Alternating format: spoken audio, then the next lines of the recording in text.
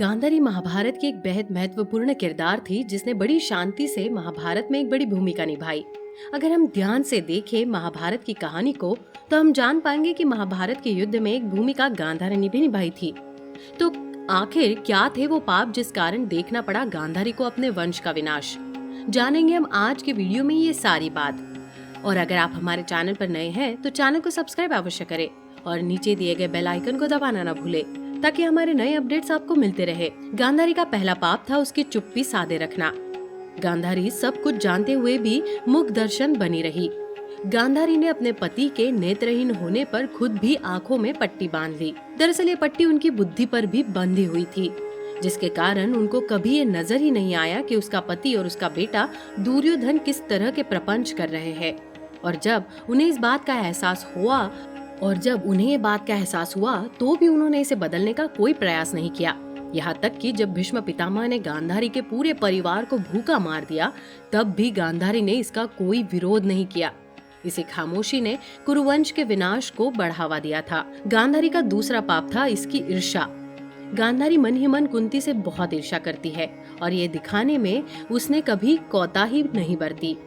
गांधारी यूं तो कुंती से उम्र में बड़ी थी और वो पहले गर्भवती भी हुई, पर बच्चे पहले कुंती के हुए तो गांधारी इस कदर तिलमिला गई कि उसने अपनी सेविकाओं से कहकर अपने गर्भ को गिरवा दिया और उसके शरीर से एक मांस का लोथड़ा निकाला, जिससे वेद व्यास ने अपनी सिद्धि से संतानों में बदल दिया। यही नहीं, गांधारी ने हमेशा अपने और कुंती के परिवार के बीच पक्षपात किया। जब उत्सव के लिए कौरवों के लिए सोने के आभूषण और खिलौने बनाए जाते थे, वहीं पांडवों को मिट्टी के खिलौनों से संतुष्ट होना पड़ता था। इसी पक्षपात के चलते उनके बच्चों में भी नफरत के बीज पनपने थे, जिससे महाभारत के युद्ध की आधारशिला रखी थी। गांधारी का तीसरा पाप था एक चींटी के घोंसले का नुकसान करना, जिसके कारण उनके 100 पुत्र मारे गए। कहा जाता है कि जब गांधारी एक दिन खाना बना रही थी तभी उसने बचा हुआ गर्म पानी नीचे जमीन पर गिरा दिया। वहाँ पर एक चींटी का घोंसला था जिसने वहाँ 100 अंडे दिए थे, जो सारे गर्म पानी के कारण मर गए। इस पर गुस्सा होकर चींटी ने गांधारी को श्राप दिया था कि जिस तरह उसकी संतानों की मौत गांधारी के कारण हुई है, वैसे ही गांधारी के 100 पुत्र मारे जाएंगे।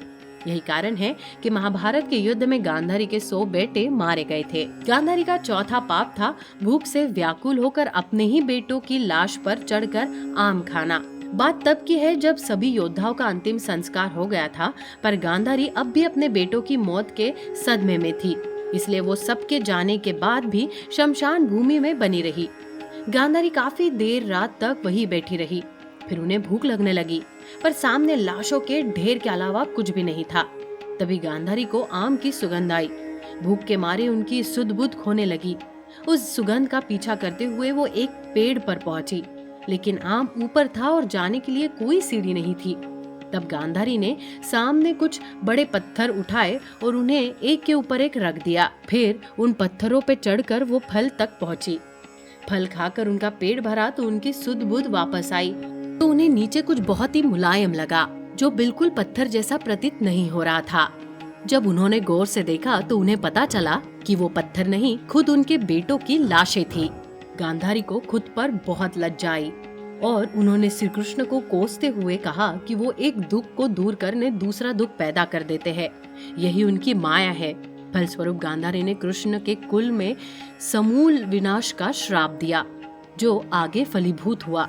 इन्हीं पापों के कारण उन्हें खुद भी दुख भोगना पड़ा और इसके कारण उनके परिवार का भी पतन हुआ।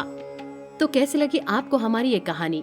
हमें कमेंट सेक्शन में जरूर बताइएगा। ऐसी ही रोचक और सच्ची कहानियों के लिए बने रहिए हमारे चैनल पर। आप देख रहे हैं द भक्ति, क्योंकि भक्ति में ही है असली शक्ति।